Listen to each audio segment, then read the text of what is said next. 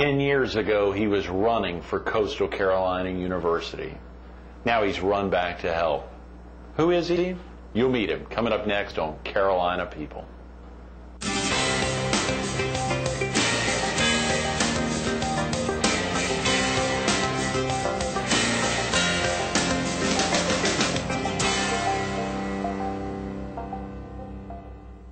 Good morning. Welcome to Carolina People. This morning we're at the South Carolina Civil War Museum, housed here in the Myrtle Beach Indoor Shooting Range. We're focused on a charity golf tournament to be held this Saturday. And we're visiting with the founder and president of the Myrtle Beach Coaches Association, Rob Warren. Good morning, Rob. Good morning, Greg. Thanks so much for coming in. Appreciate you having me on. We're getting close this Saturday. You got 5-6 days left. Yeah, we've got some spots still available. So do you really? Great. We do. So hopefully some of your viewers out there will be interested in coming out this Saturday for the Hooters Father's Day Golf Tournament. Okay. Presented by the Myrtle Beach Coaches Association, and it's at Man o' War Golf Course. It's at Man o' War. Where is that Man o' War is on 501, just inside Carolina Forest. Okay. And it's a fantastic course. There's they got some island greens there. Right. I believe they also have like an island fairway that you shoot onto. Wow. Lots of water, so it's exciting. They say bring a lot of balls when you play there because there's a lot of water. So you haven't played it yet? I have not played it yet. I'm looking forward to this. Absolutely. Yeah. As the since you're organizing the event, are you actually going to be able to play? Well, I'm hoping to maybe squeeze in a couple of holes. I don't think I'll be able to play the entire 18 because we do have a lot of responsibilities that day. You know. Absolutely. But they say, you know what, the day of the event is always the easiest day. It's always leading up to it and all the work you need to put in, and everything will be resolved that day, and that's kind of the the day where you can have some fun. That's right. If it's not a fun day, then you obviously did something wrong ahead of time. That's right. You're exactly right. Absolutely. How exciting. And of course the first big event for the Myrtle Beach Coaches Association. It is. This is our inaugural event. I founded this organization late last year. It's taken us a few months to kind of get things organized and get this off the ground. But we're excited. We are raising money for Coastal Carolina University Athletics and also for the V Foundation for Cancer Research. Okay. Both of these two things are very close to my heart. They mean a lot to me. I'm a 1996 graduate of Coastal. Oh, good. A little more than a decade ago. Yeah. Right. So I moved away from the Myrtle Beach area after graduation, but have been back here almost a year now. Okay. And I've been coaching at I used to coach at Coastal while I was here. Oh, good. And I have been coaching for the last 8 years at the University of Toledo. And at the University of Toledo, they have an organization that's an off-campus booster club for their athletic department that I kind of got this idea from. They're not an official part of the university, but it's accepted as kind of a partner of the athletic department. Sure. And they plan special events, and they do a tremendous job of fundraising for the University of Toledo athletic department. So I've been looking to move back to Myrtle Beach because I just absolutely love this area so much. And so I thought, you know what, I could kind of do this same idea in Myrtle Beach for Coastal. Sure. And so I presented the idea to Warren Kogel, the athletic director out of Coastal. Yeah. He thought it was a great idea, and so we're kind of working out the final details of kind of becoming an unofficial partner of the athletic department there and see what we can do and raise funds for them. So, absolutely. Well, I'm sure, it's fascinating when you think about all the needs to raise funds. And folks wonder why would a university need extra funds, but when we think about academics and responsibility and the real desire to boost, you've got an inside track there. Yeah, and there's so many other things involved that people don't see that on the inside that cost so much money for these athletic teams. For a football team to travel to an away game that's far away, they've got 90 or so people on their team, include the trainers, all the coaches. You're looking at about 125 people that need to travel to a game. And if it's far enough away, they need to charter a jet.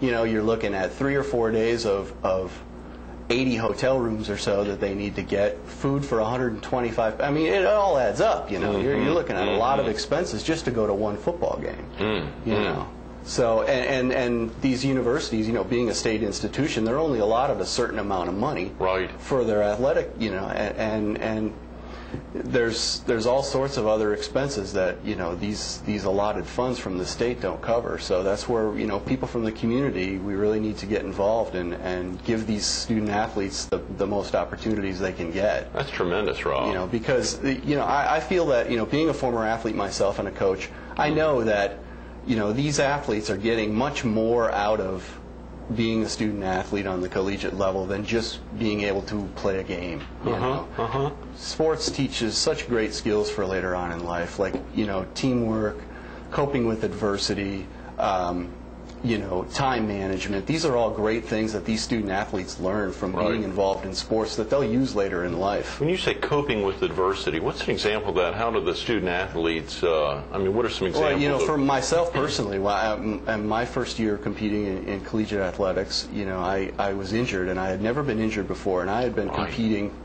you know, since I was about 8 years old competitively in track and field. And I came across my first injury that sidelined me for about 2 months. And that was really difficult for me to deal with, as well as just being a freshman in college and being away from home and being, you know, exposed to all these new things. Your first injury. And here I got my first injury, taking me away from the one thing that meant the most to me. You know, so that was really, it was hard to deal with it, you know, on top of, you know, studying and just all the new things that come with being a college freshman. Here I had to deal with this other thing that just really affected me. I was reading about Michelle Wee last week, who had talked about, and of course, a 17-year-old, and obviously the difficulties for her with her wrist being her first injury, and how you cope with that as a 17-year-old, let alone being a professional golfer, how you cope with it, and of course all the media scrutiny gets on top of you, having your first injury, and of course, no one can understand what's going on in your head. Yeah, I can't imagine the struggles that she must be going through, and other people that are put in such a spotlight at such a young age.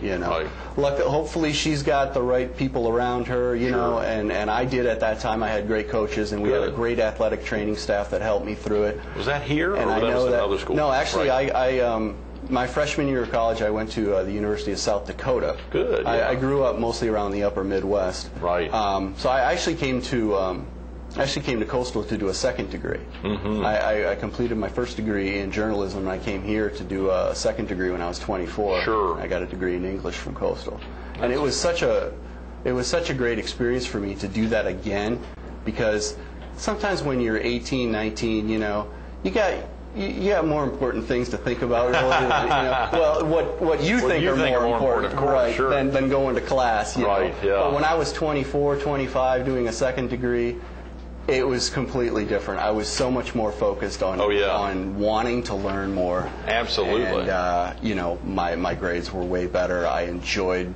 school much more. I got to know the professors on a personal level, which helped me really kind of focus on my studies as well. Speaking of focus, I better focus here, Rob. If a viewer needs to get off to work or get family out of the house, is there a good number to call to learn more, to sign up to play this Saturday, or to learn more about the Myrtle Beach Coaches Association? Just give the Myrtle Beach Coaches Association a call at 443-6222. Okay. And we'll get you signed up for this golf tournament on Saturday. We've got plenty of open spots still, and we'd love to have you out there. That's great. I'd written down 443-MBCA as well, and that's the 6222. Sure, it comes out to MBCA 6222 on the phone. That's brilliant. How did you pick up that 443-6222 number? We lucked out. I really wanted to get that MBCA involved in the phone number, so it would be easier for people to remember. And I went to the phone company, and it only took them about 5 minutes to search through their data, and they found a prefix with that open. So that is I was able to get it. Well, we can't forget that number, 843-443-6222. That's a tremendous number. 243s in there,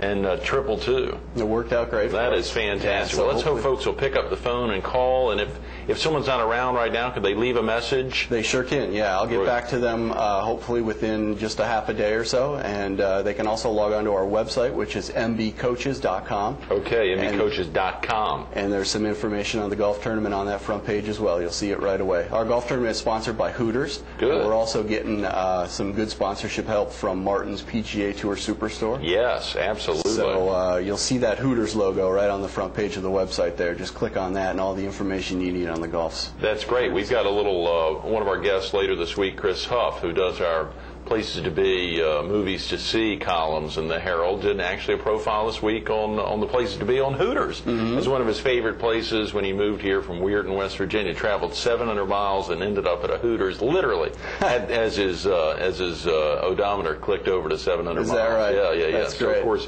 we're excited to see, and obviously the excitement there as you ramp up a big tournament like this. Let's talk about the cost real quick, but of course we really want to talk about the V Foundation and why, how cancer has impacted you and your family, what spurred that. But for viewers who would like to be out there this Saturday, what are some of the costs and what are some of the benefits that they may get from signing up, aside from obviously supporting the Myrtle Beach Coaches Association? Sure, you're going to definitely get your money's worth this weekend out there. It costs $100 for individual to player. We'll give you a discount if you sign up for a foursome. We can do a foursome for $350. Good. Okay. And every golfer is going to get a gift bag, which will include balls and tees and maybe a few other goodies. And everybody will get a $20 gift card to Martin's. Good. Great. So there's a nice little plug from them there. That really helped us out. They were just wonderful in donating those to us. That's tremendous. Everybody will get free snacks throughout the day. We'll have dinner catered by Hooters after the event.